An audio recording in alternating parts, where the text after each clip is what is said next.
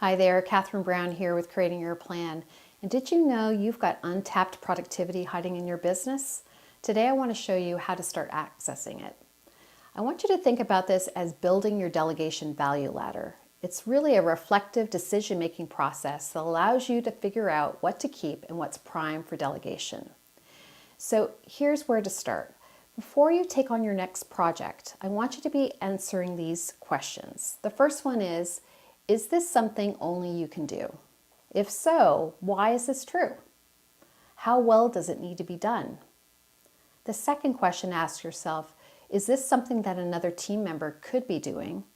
If so, why or why not? Is it within their skill set? Do they have the capacity, the time? Do they have the desire? Can they do it at least as good as you, maybe even better?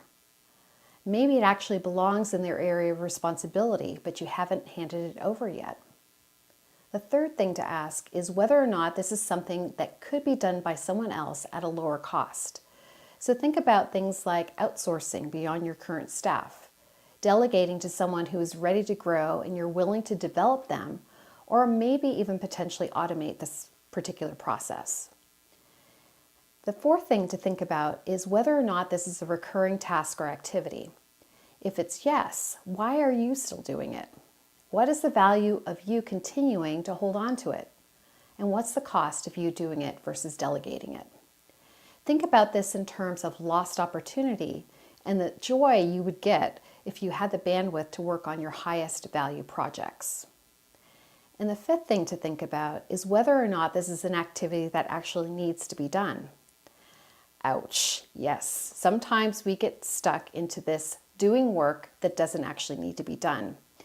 As business owners, we continue doing work in default mode because it's how it's always been done, and up to this point it might have served us. But to up-level your business and to leverage your staff to their greatest potential, it's time to challenge this belief. Ask yourself, why does this need to be done? Play devil's advocate and think longer term. If this activity wasn't done today, this week, this month, this quarter, what would the downside be? And what are the risks involved? Start by asking these questions. Get really clear.